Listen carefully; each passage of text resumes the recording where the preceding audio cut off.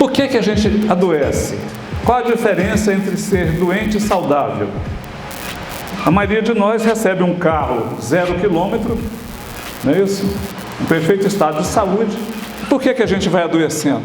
Quando nós temos saúde, nós temos equilíbrio. Nossas células têm perfeito equilíbrio. Nosso organismo tem um sistema de regulação interna chamado homeostase. Então, essa homeostase mantida, nós temos saúde. À medida que a gente vai se intoxicando, e hoje nós somos bombardeados por toxinas, não é isso? A gente vai escovar o dente, tem flúor. Vai beber água, tem cloro. A gente vai comer um pão, tem bromo. Vai passar um creme na pele, às vezes tem parabeno. Às vezes um protetor solar. Você vai passar um desodorante, às vezes tem produtos químicos. Material de limpeza, de higiene pesada, tem produtos químicos. Isso vão adentrando o nosso organismo e vão nos intoxicando. Então, vai desequilibrando as nossas células. Então, a gente que estava em equilíbrio começa a desequilibrar e se torna não saudável. Mas a pessoa não saudável, em desequilíbrio, a maioria das vezes não sente nada. Então fala, estou bem. Até que essas toxinas vão penetrando no nosso organismo, vão adentrando as nossas células. Quando elas adentram as células, aí que a gente vai ter a doença visível. Até então, está debaixo d'água, como fosse um iceberg. Aí fala, você está aqui, o indivíduo estava saudável, morreu de repente. Não se morre de repente.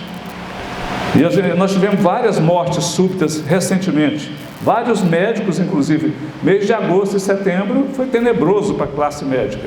Nós tivemos vários, professor da faculdade, um que morreu intoxicado, intoxicação alimentar. Tiveram vários casos de infarto, inclusive em cardiologista, morrendo de infarto. Então, isso acontece de repente? Não acontece de repente. Então, vamos entender esse processo. Então, em primeiro lugar, hoje a gente tem que falar em toxinas. Até um médico alemão falava muito nisso, o Dr. Hans Heimberg Reckweg. Nós vamos falar sobre ele. Dr. Hans falava sobre homotoxologia. São as toxinas no corpo humano. Então, isso vai nos trazendo problemas. E vocês podem ver, nós temos um capítulo aqui no livro que fala sobre disruptores endócrinos. São substâncias que vão desregulando o nosso sistema hormonal e nos fazendo adoecer. Então, o excesso de toxinas hoje tem nos adoecido. Então, por isso que fala cada vez mais em fazer desintoxicação. Os hindus, os orientais, eles fazem processos de desintoxicação 2 a 4 vezes por ano. Mas não são só as toxinas físicas, tem que tirar também as toxinas mentais. Então, pensamento negativo, né? Então, o que a gente faz? Excesso de alimento também. Alimento em excesso, o que a gente não consegue digerir, aquele excesso vai nos intoxicar também. Tanto que se falava muito os antigos, a indigestão mata mais que a fome. Não é isso? Os provérbios antigos falavam, quem come menos, come mais. Quem come mais, come menos. Então, o alimento não digerido vira alimento para as bactérias. Então, quando a gente come em excesso, que a gente não consegue processar e digerir, a sobra dos alimentos vai servir de alimento para as bactérias. Aí nós vamos proliferar bactérias ruins no organismo. Então, aquela velha história de mastigar, comer devagar, sem pressa, fora da televisão, tirar um tempo realmente para a refeição, é fundamental. Para que nós temos dente? Então, temos que fazer processos de desintoxicação. Outro fator importante, a desnutrição. Eu falo, boa parte da população está desnutrida ou subnutrida. O obeso é um desnutrido. Ele tem excesso de tecido adiposo, mas tem várias carências nutricionais. E tem muita toxina, porque o organismo é inteligente, ele joga as toxinas para o tecido adiposo, para tentar tirar da circulação. Então, o tecido adiposo é uma reserva de toxinas também. Outro fator importante no adoecimento, estresse. O estresse está em todas, né? Então, o estresse faz alterações físicas, e alterações físicas, as carências, as intoxicações levam ao estresse também. Então, nós temos vários tipos de estresse. Já que nós não temos como fugir do estresse, temos pelo menos que aprender a lidar com o estresse. Nós falamos muito aqui no livro, respiração cura estresse. Aprender a respirar.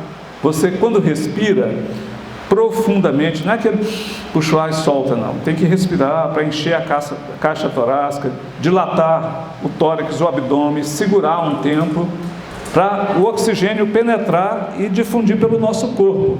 Então você promove uma vasodilatação, oxigenação dos tecidos, e com isso vai nutrir melhor as células. Nós precisamos do oxigênio, né, em todas as células do corpo. Então nós falamos que o oxigênio é o alimento número 1. Então respiração é fundamental. Ela ajuda no controle do estresse. Quando você está estressado, libera cortisol, adrenalina, noradrenalina, taquicardia, acelera. Seria momento de perigo, de lutar ou de fugir. Então isso, o sistema nervoso simpático, ele atua nos momentos de perigo. Então a gente teria pronto para lutar ou fugir.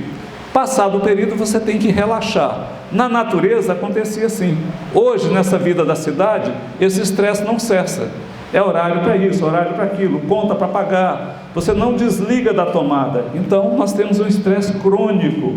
E esse estresse crônico, ele vai sobrecarregando a nossa glândula suprarrenal, ela vai entrando em esgotamento. Então na fase aguda do estresse, o cortisol sobe, que é chamado hormônio do estresse, que ele dá reação do nosso organismo nos momentos de estresse. Com o tempo, essa glândula vai entrando em falência, a taxa de cortisol cai e a pessoa vai perdendo energia. A casa pega fogo, ele não tem energia para sair de dentro da casa, quando tem baixo cortisol. A pessoa quer que o mundo acabe em cama, não quer sair da cama. E tem até aquela história, aquela piadinha que o pessoal faz muito, fala que é o baiano. Não, mas a pessoa com baixo cortisol fala assim: maninha, tem remédio para picada de escorpião? Não, filhinho, algum te picou? Não, mas está aqui no punho da rede. Então não tem coragem nem para sair da rede, né? Então isso, normalmente o cortisol está muito baixo. Então nós temos que trabalhar isso aí também. Outro fator importante: infecções ocultas. Um biofilme bacteriano na cavidade oral, bactérias inadequadas no nosso intestino delgado. O estômago e nosso intestino quase não tem bactérias. Nossas bactérias estão mais lá no intestino grosso. Quando começa a acumular bactérias por processos de digestão inadequada, começa a vir bactérias no intestino delgado. E essa população de bactérias no intestino delgado atrai fungos, vírus e vão nos levar a infecções. Então, por germes que estão aqui ocultos, por processo de digestão inadequada, às vezes aquelas pessoas que têm azia, refluxo, né? Aquilo é um indício de má digestão. Isso pode favorecer um aumento de bactérias no intestino delgado e levar a problemas de saúde. Então, essas infecções ocultas. E não é tomar antibiótico matar as bactérias. Isso é igual a um jardim. Nós temos que cultivar esse jardim interno para promover o desenvolvimento de boas bactérias. As boas bactérias vão nos defender, vão manter a nossa saúde. Nós somos mais bactérias do que células. Então, tem até um livro de uma bióloga inglesa, chama-se 10% humano. Para cada célula nós temos 10 bactérias. Ou nós harmonizamos com as bactérias, ou como elas são maioria, elas nos vencem. Então essa ideia de ficar tomando antibiótico para isso, para aquilo, nós vamos matar as bactérias boas, que são nossas amigas, que vão nos defender, e vamos cultivar bactérias ruins, e principalmente as mais resistentes. Então nós temos que aprender a alimentação adequada. O alimento adequado, ele cultiva as bactérias boas, e comendo na proporção adequada. E ainda, um outro fator moderno, a poluição eletromagnética, que tem trazido muitas doenças. Não sei se vocês sabem, mas falar 30 minutos ou 24 horas com o celular no ouvido corresponde mais ou menos à radiação de 1.500 radiografias de tórax. Alguém que vai fazer 1.500 radiografias de tórax durante toda a vida? Então você falar 24 horas com o celular aqui, isso às vezes a pessoa faz em 2, 3 meses, né? Usando o celular. Então a gente deve usar o mais longe possível, ou usar o fone de ouvido, ou viva voz, mas tirar o mais distante possível da cabeça. Ah não, mas eu tenho aquele fonezinho aqui que eu ponho aqui, mas ele não tem fio, ele tem radiação também. Dizem que o 5G vai ser pior ainda, a tecnologia 5G, em termos de radiação. Então são mais modernidades, mas nós temos que aprender a lidar com essas modernidades. Então, a internet sem fio tem mais radiação do que a com fio, de cabo. Então, nós estamos sujeitos a tudo isso aí. Dormir com o celular perto da cama. Então, o quarto de dormir, se pudesse ser quase uma caverna, seria interessante, né? O mais próximo à caverna, sem equipamento eletrônico. Mas a maioria dos quartos de dormir hoje são cabines eletrônicas. Então, as fases do adoecimento, segundo o Dr. Hans Reckweg, então ele falava das toxinas, e fala que o nosso organismo, a gente vai se intoxicando, e o nosso organismo, ele tem um mecanismo de defesa. Nosso organismo tenta curar. Nós temos primeiro as secreções, as excreções. Por exemplo, quando a gente está gripado, tem uma coriza, uma secreção nasal. Essa secreção nasal é para expulsar toxinas. Aí nós tomamos um descongestionante, um antigripal. Nós bloqueamos a eliminação de toxinas.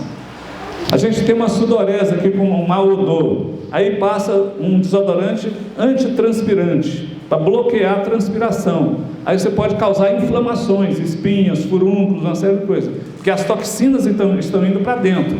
Então a primeira fase é a fase de eliminação, de excreção. A segunda fase, inflamação. O que estava o nariz irritado, vermelhado, vem uma rinite. Aí você não trata a rinite, as toxinas vão para dentro, vai lá para o pulmão, vai ter uma asma. Aí você toma só remédio para abafar. As toxinas até aqui, elas estão nos líquidos corporais. São os nossos humor, quer dizer, a fase líquida do corpo. Há os líquidos extracelulares. Líquido, as células vão tirar os nutrientes. Então, na primeira fase, a doença aqui é mais fácil de reverter. Então, você pode ter dor de cabeça, vem a obesidade, gota, uma série de coisas, cistites. São reações do organismo nos mostrando que tem alguma coisa errada. Tem excesso de toxinas. E nós abafamos o problema. E as toxinas que estavam nos líquidos, elas passam a adentrar as células. Começa excreção, inflamação, deposição, depois vem impregnação, aí já vem manchas, verrugas, úlceras, angina, púrpura, fibromas, aqueles cistos, aqueles tumores benignos. E você não corrigiu, as toxinas vão para dentro das células, vão interferir na mitocôndria e começa a sofrer degeneração. E aqui vem quadro de cirrose, infarto, coxoartrose, nefrose, lúpus, várias doenças crônicas degenerativas, porque as toxinas continuam adentrando o nosso organismo. E a gente vai abafando, toma anti-inflamatório, toma analgésico e vai abafando o problema, até as toxinas chegarem no núcleo da célula e alterar o nosso DNA. Essas toxinas no núcleo da célula vão modificar, causar mutações no DNA e vão levar às neoplasias, o câncer. Aí nós temos o câncer. O que costuma fazer? Você vai lá, tira o tumor e deixa tudo para trás aqui. Então só tirar o tumor resolve? E é o que é feito normalmente. Aí você tira o tumor, faz quimioterapia, radioterapia e o organismo continua doente, todo intoxicado. Então isso de tomar remédio para abafar é coisa do passado. Se a gente for raciocinar na lógica, não faz sentido ficar jogando sujeira debaixo do tapete. O que nós estamos fazendo hoje é jogar sujeira debaixo do tapete, só abafando as doenças. Aí fala, fulano estava bem, teve um câncer. Como que estava bem? Estava tudo isso aqui, as células já deram vários sinais, o organismo deu vários sinais que está tudo errado, a gente não lê os sinais e vai adoecendo. Aí fala, fulano estava bem, morreu de repente. Então não é assim que funciona.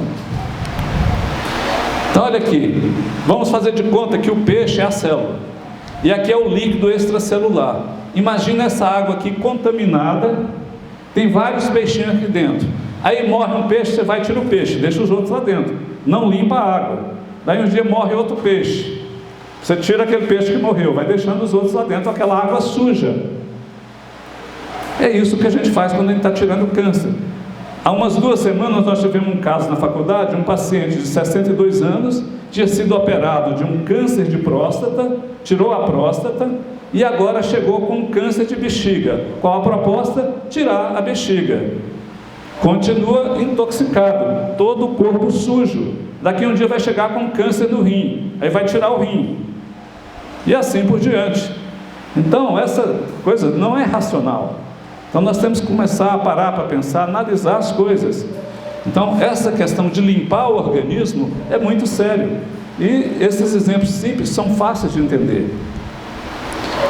Então, segundo esses estudos de Reckweg, ele fala aquelas fases: excreção, que é a eliminação; reação ou fase inflamatória, que aqui vem espinhas, furúnculos; deposição, já começa a ter as rinites, as asmas; impregnação, já vem verrugas, vem cistos, vem alguns nódulos aqui; degeneração, aquelas doenças crônicas; e até a fase neoplásica. Aqui é o limite, chama corte biológico. Quando as toxinas estavam na matriz extracelular, começam a adentrar a célula. Até esse momento aqui é fácil reverter. Você pode deixar a doença em frente, faz uma vicariação progressiva, progride a doença, ou você pode atuar, limpar o organismo e promover a vicariação regressiva. Certo? Aqui que a doença começa a manifestar fisicamente. Até aqui você não percebe uma verruguinha, um cistozinho, uma coisa à toa. Não, está tudo bem. Então só a gente vai dar importância quando chega aqui. Mas é que chega aqui, a medicina tradicional fala: isso não tem cura. Até aqui pode ter cura, dá um pouquinho mais de trabalho. Quanto mais precoce aqui, mais fácil a cura. Quanto mais tardio a gente intervir aqui, mais difícil a cura. Eu falo assim: um imóvel em ruínas não dá reforma, mas até um certo ponto pode dar reforma. Eu falo que hoje eu costumo trabalhar com reforma e restauração. Então, se a pessoa quiser, só que a pessoa tem que fazer a parte dela. Hipócrates, o pai da medicina, falava: se alguém quer ficar livre de uma doença, nós temos que perguntar a essa pessoa se ela está disposta a abrir mão do que levou à doença. Se a pessoa falar: não, mas minha Coca-Cola eu não largo de jeito nenhum, ótimo, fez a escolha dela, né? Porque nós temos um cérebro trino. Nós temos o cérebro primitivo, reptiliano, que é de instinto, de luta, de fuga, de sobrevivência, de comer, alimentar e de procriar. Esse é o cérebro primitivo dos répteis. Além desse, nós temos o sistema límbico, que deu a emoção, o cuidado. Não sei se alguém viu o programa ontem aqui, o Globo Repórter. Você vê que até os animais, os leões, vários, eles se cuidam, porque eles já têm um sistema límbico que dá emoção, o cuidado. Eles se protegem. E nós, além destes, temos o neocórtex, que deu a razão e a inteligência. E fala que hoje, para nós vivermos bem, nós temos que desenvolver pelo menos 3 tipos de inteligência. A inteligência intelectual, que é essa do raciocínio, que fala que os gênios não usam 8%, os gênios. A inteligência emocional, que é do relacionamento, e a inteligência espiritual, que nos conecta, né, com Deus, com o ser superior. Então nós temos que desenvolver. Então, será que nós estamos aqui só para comer arroz, feijão, beber Coca-Cola, não sei o quê, tomar cerveja? É o fundamento da nossa vida esse? Ou qual o propósito nós temos? Então nós podemos mudar. Então o corpo humano é a máquina mais sofisticada do universo. O nosso neocórtex, nenhum computador chega próximo. Então, e é uma grande máquina com capacidade de autocura. Até aquele autor famoso indiano que mora nos Estados Unidos, é um guru, Deepak Chopra, ele tem um livro: Você é a sua cura. Então a cura depende de cada um de nós.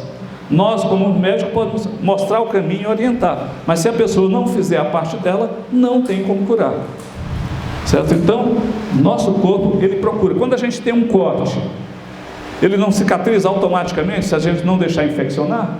Nosso organismo sabe como curar. Se a gente não atrapalhar, ele vai se curar. Então, muitas vezes nós atrapalhamos com toxinas, não usamos o nutriente adequado.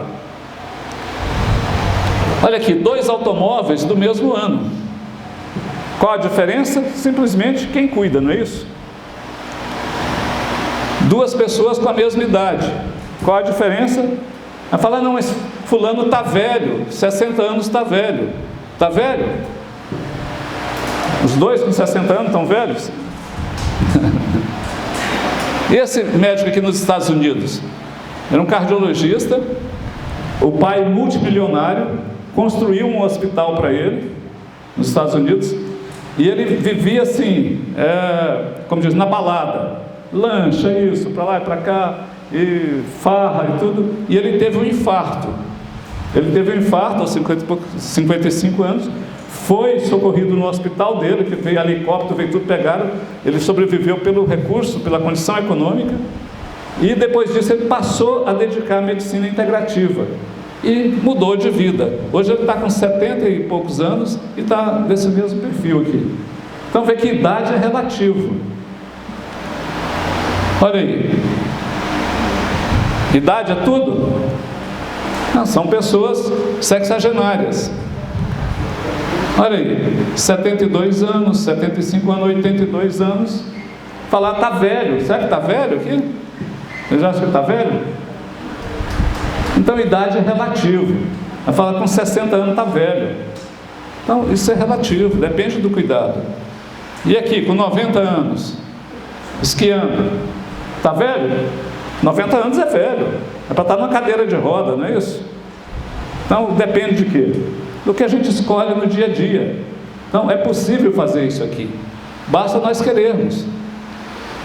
E eu, como sou urologista, eu tenho que defender, como diz, o meu terreno. Então, o urologista fala muito de testosterona, mas testosterona é só para o homem? Será que a mulher precisa de testosterona? Olha os benefícios da testosterona.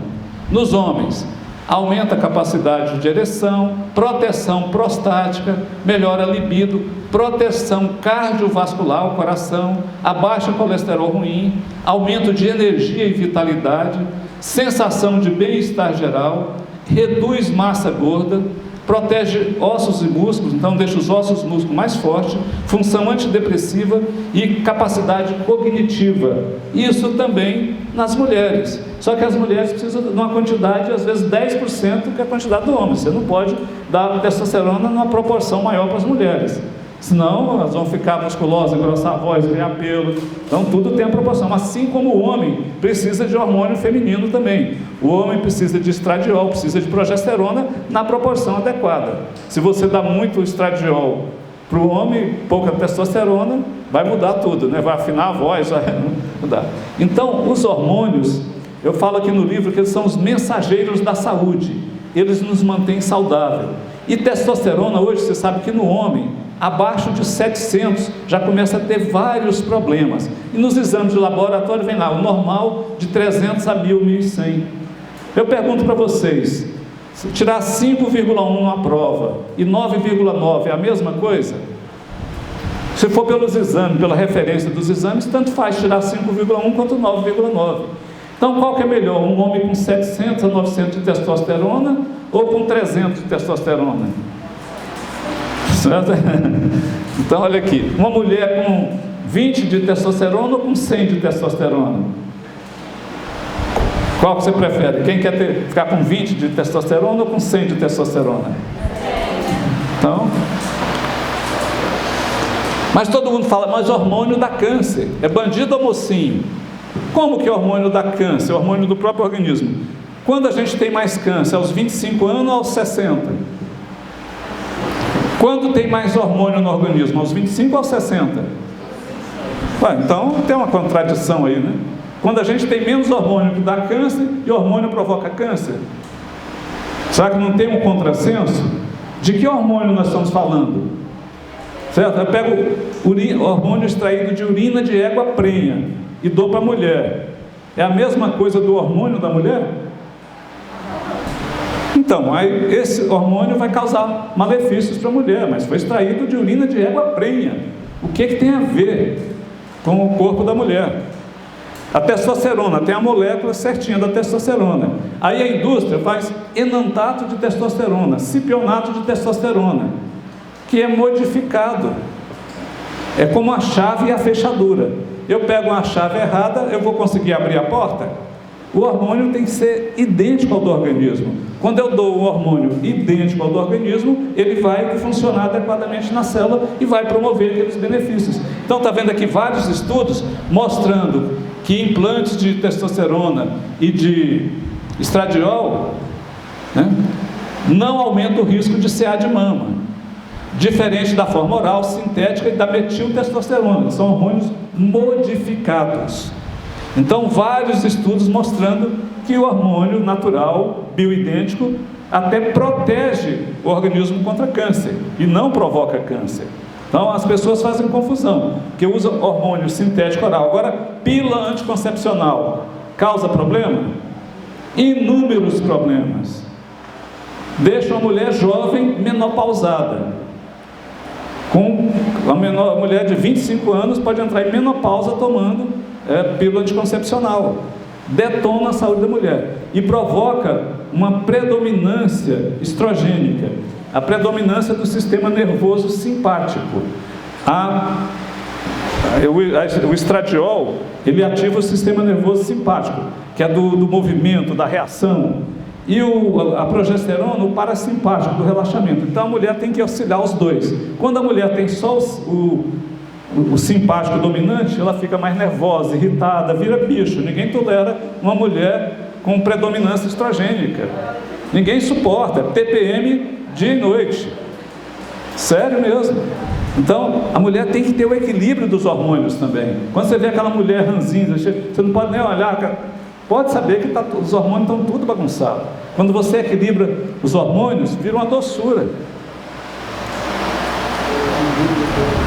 Então aqui, terapia de reposição de testosterona em homens hipogonáticos e aumento do risco de câncer. Resultados mostram que não é contraindicado em homens, mesmo com neoplasia intraepitelial de próstata. Mesmo na fase inicial do câncer de próstata, hormônio testosterona não aumenta câncer de próstata. Então tem vários estudos hoje comprovando isso aí. E para a gente encerrar um pouquinho essa parte da palestra, depois eu vou só mostrar uns casos clínicos. O que fazer para ter saúde? Fala, se a gente olhar as escrituras, fala, nem só de pão vive o homem.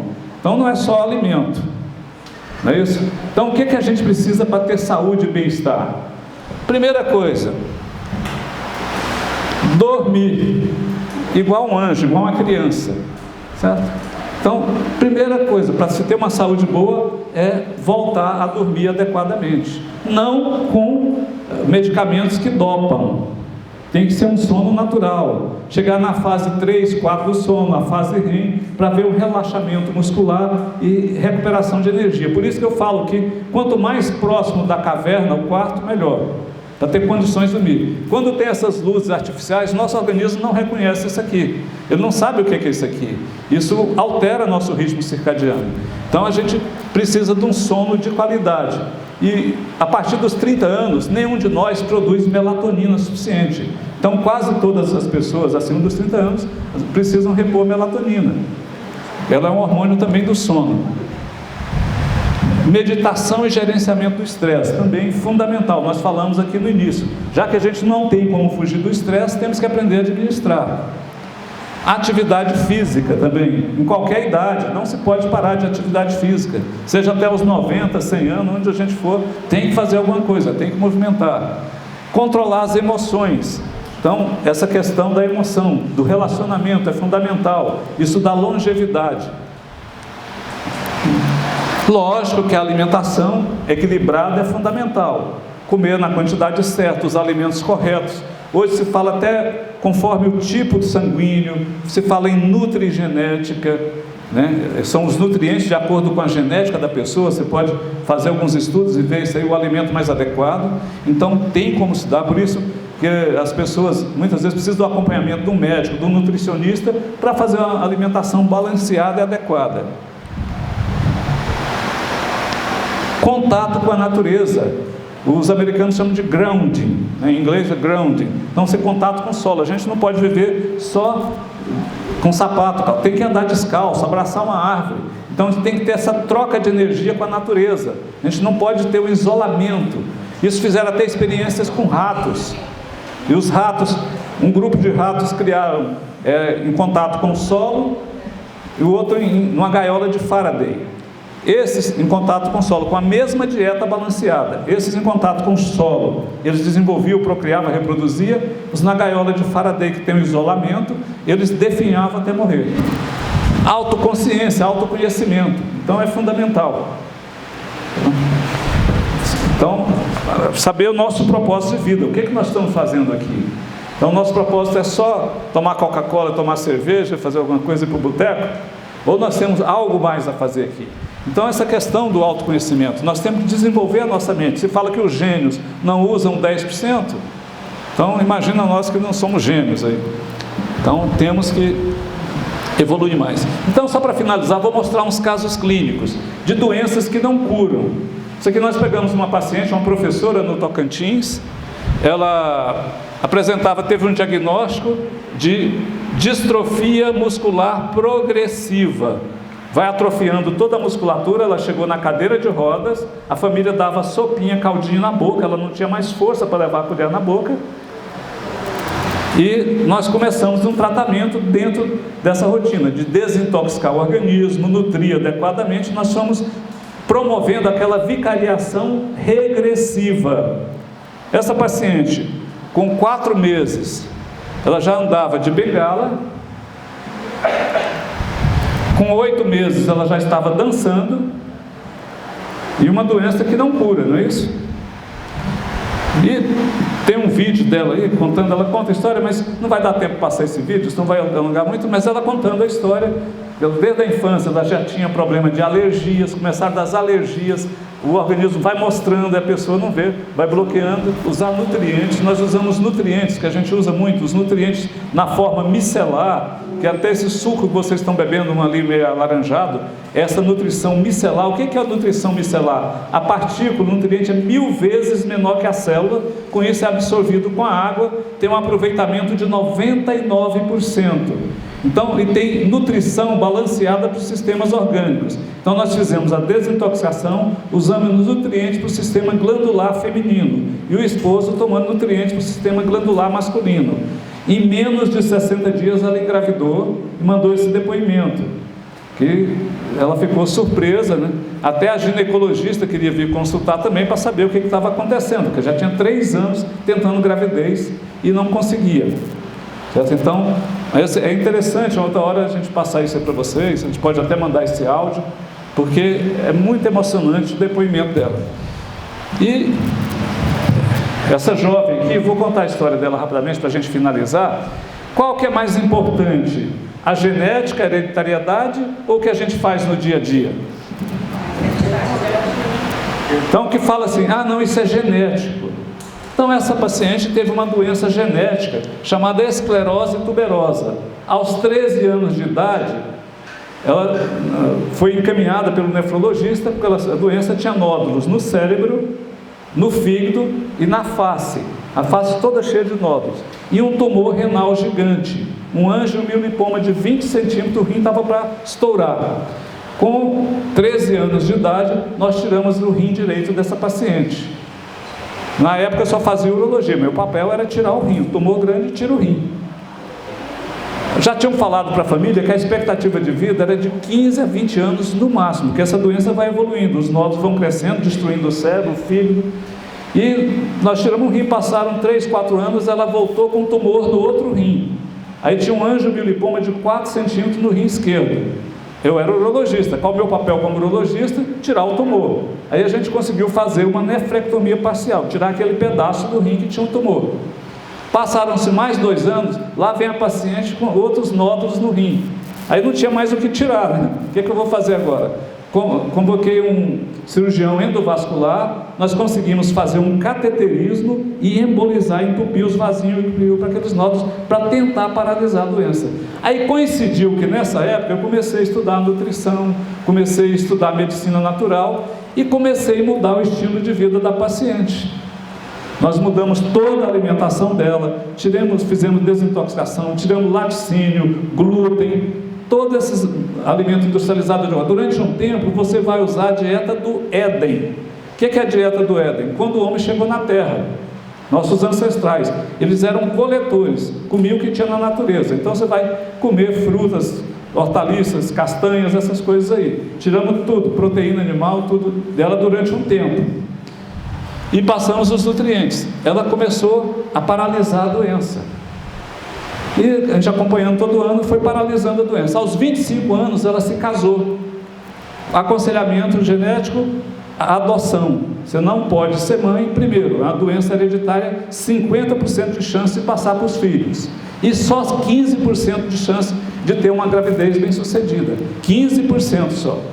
Ela conformou, a gente continuou tratando. Cada vez eu fui estudando mais isso, mudando a alimentação, melhorando, passando mais nutracêuticos para ela. Quando chegou aos 30 anos, tinham involuído todos os nódulos do cérebro, do fígado e da face, era toda cheia de nódulos. Ela ficou com os nódulos só no nariz.